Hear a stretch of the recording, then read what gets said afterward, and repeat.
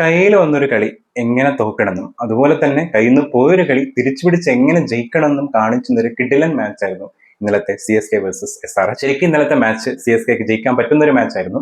195 ലക്ഷ്യം വേണമെങ്കിൽ അത്രയും ഗംഭീരമായിട്ടുള്ള ബാറ്റിംഗ് നിലയുള്ള CSKക്ക് പ്രത്യേകിച്ച് ഇന്നലെ മാച്ച് ഷോട്ടിന് വരെ ഇറക്കിയിട്ടുണ്ടായിരുന്നു. ഓൾമോസ്റ്റ് കുറെ ബാറ്റേഴ്സ്, ആയുഷ് മാത്രമാണെങ്കിൽ ഇമ്പാക്ട് പ്ലെയർ ആണ്, ഓൾമോസ്റ്റ് ഒരു അത്രയും നേരം ജെമി ഓർട്ടൺ വരെ അടിച്ച കളി, ഇവൻ നമ്മളെ അൻഷിൽ കമ്പോജിന് വരെ കളിക്കാൻ പറ്റുന്ന കഴിഞ്ഞ കളിയിലൊക്കെ കാണിച്ചു തന്നിട്ടുള്ള ഒരു മാച്ചാണ്. അപ്പൊ അതുകൊണ്ട് തന്നെ അങ്ങനെ അടിക്കാൻ പറ്റുന്ന, ചേസ് ചെയ്യാൻ പറ്റുന്ന ഒരു ടീമായിട്ടും കൂടി, അതും പവർ പ്ലേയിൽ ഏകദേശം 5 ഓവറിൽ തന്നെ 60 മേലെ സ്കോർ ചെയ്തിട്ട് കയ്യിൽ നിന്ന് കളി കളഞ്ഞതും, അതേപോലെ തന്നെ കളി 7 ഏലത്ത് പോലും ഇല്ലാത്ത SRH ആ കളി തിരിച്ചു പിടിച്ച് completely credit goes to bowlers ആണ് SRHന്റെ. അതിലെടുത്ത് പറയേണ്ടത് ശരിക്കും ഇന്നലത്തെ player of the match Eshan Malinga ആണെങ്കിലും 3 വിക്കറ്റ് എടുത്തതിന്റെ ശരിയാണ്. പക്ഷെ എന്നെ ഇംപ്രസ് ചെയ്ത് ഇന്നലെ മാച്ച് കണ്ടപ്പോൾ അത്രയും ഇംപ്രസ് ചെയ്യിപ്പിച്ച ബൗളർ എന്ന് പറയുന്നത് നിതീഷ് കുമാർ റെഡ്ഡിയാണ്. കാരണം ആ ഒരു എക്കണോമിക്കൽ ആയിട്ടുള്ള ബൗളിംഗ്, ഇമ്പോർട്ടന്റ് ആയിട്ടുള്ള 2 വിക്കറ്റ്. കാരണം നമുക്കറിയാം ഇന്നലത്തെ മാച്ച് ജയിക്കണമെങ്കിൽ ടോപ്പ് ഓർഡേഴ്സ് ഗംഭീരമായിട്ട് കളിക്കണം എന്നുള്ള കാര്യത്തിൽ ഒരു തർക്കമില്ല. കാരണം ഇതിന് മുന്നേയുള്ള 2 മാച്ചിലും CSK ജയിച്ചിട്ടുള്ളത് ടോപ്പ് ഓർഡേഴ്സ് ഗംഭീരമായിട്ട് ബാറ്റ് ചെയ്തപ്പോഴാണ്, നല്ലൊരു തുടക്കം കിട്ടിയപ്പോഴാണ്.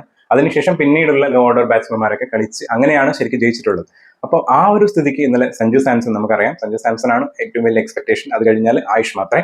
കാരണം ഋതുരാജ് ഗൈക്വാഡ് ഇപ്പൊ അത്ര വലിയൊരു എക്സ്പെക്ടേഷൻ ഇല്ല. പക്ഷേ ഇന്നലെ സഞ്ജു സാംസൺ തുടങ്ങിയത് ഗംഭീരമായിരുന്നു. ഫസ്റ്റത്തെ ഒരു 6 അടിച്ച് രണ്ടാമത്തെ സിംഗിൾ ഇട്ട് ആ ഒരു ഓവർ അങ്ങ് കംപ്ലീറ്റ് ചെയ്തു. ആ ഒരു ഫസ്റ്റ് 6 നല്ല രസത്തിലുള്ള അടിയായിരുന്നു. നമ്മൾ അത്രയും കോൺഫിഡന്റ് ആയിട്ടുള്ള ഒരു ഷോട്ടാണ് ശരിക്കും ഇന്നലത്തെ ഫസ്റ്റ് 6 കിട്ടിയിട്ടുണ്ടായിരുന്നത്. പക്ഷെ അത് കഴിഞ്ഞ് അടുത്ത ഓവറിൽ തന്നെ നിതീഷ് കുമാർ റെഡ്ഡിയുടെ ബോളിൽ സഞ്ജു സാംസൺ പോവുകയാണ്. കുറച്ച് കഴിഞ്ഞപ്പോൾ ആയുഷ് മാത്രമേ 12 ബോളിൽ എന്തോ 30 റൺസ് എടുത്തിട്ട് നല്ല ഫോമിൽ നിൽക്കായിരുന്നു. ആ സമയത്ത് നമ്മളെ ഗൈക്വാഡിന്റെ ഒരു റണ്ണിംഗ് ബിറ്റ്വീൻ ദ വിക്കറ്റ്സ് ഉണ്ട്, അടുപ്പിച്ചൊരു ഡബിൾസ് എടുക്കുകയും അത് കഴിഞ്ഞതിന് ശേഷം ആ ഒരു ഡബിൾസിന്റെ സമയത്ത് തന്നെ ഏകദേശം മനസ്സിലായി കാലിന് പരിക്കുണ്ടെന്നുള്ളത്. ആൾക്ക് പറ്റുന്നുണ്ടായിരുന്നില്ല കളിക്കാൻ വേണ്ടിയിട്ട്. പക്ഷെ എന്നാലും ആളുടെ ഒരു കോൺഫിഡൻസ്, എങ്ങനെയെങ്കിലും ഈ മാച്ച് കളിക്കണം, ആ ഒരു സ്പോർട്സ്മാൻ സ്പിരിറ്റ്, ടീമിനോടുള്ള ആത്മാർത്ഥത എല്ലാം കൊണ്ടും ആയുഷ് മാത്രമേ കളിക്കുകയായിരുന്നു. അപ്പൊ പിന്നീട് എഗെയിൻ ഒരു സിംഗിൾ ഇട്ടപ്പോൾ തന്നെ ആളുടെ കാലിന് വയ്യാണ്ടായി. അത് കഴിഞ്ഞ് ഇച്ചിരി കഴിഞ്ഞപ്പോൾ തന്നെ ഔട്ട് ആവുകയും ചെയ്തു.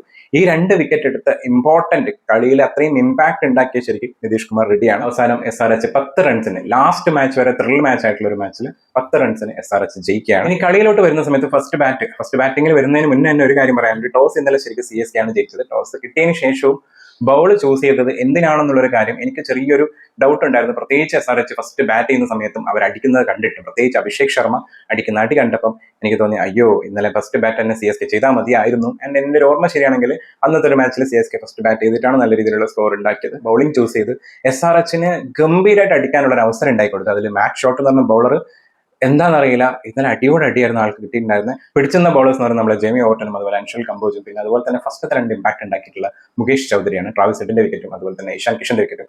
അവിടെ ആ ഒരു 2 വിക്കറ്റും കൂടി പോയില്ലായിരുന്നെങ്കിൽ ഇന്നലെ 200 മേലെ സ്കോർ പോയേനെ SRHന്റെ. അതുപോലെ തന്നെ നമ്മുടെ അഭിഷേകിനെ കുടുക്കിയ വിക്കറ്റും ഗംഭീരമായിരുന്നു ജെമി ഓർട്ടന്റെ.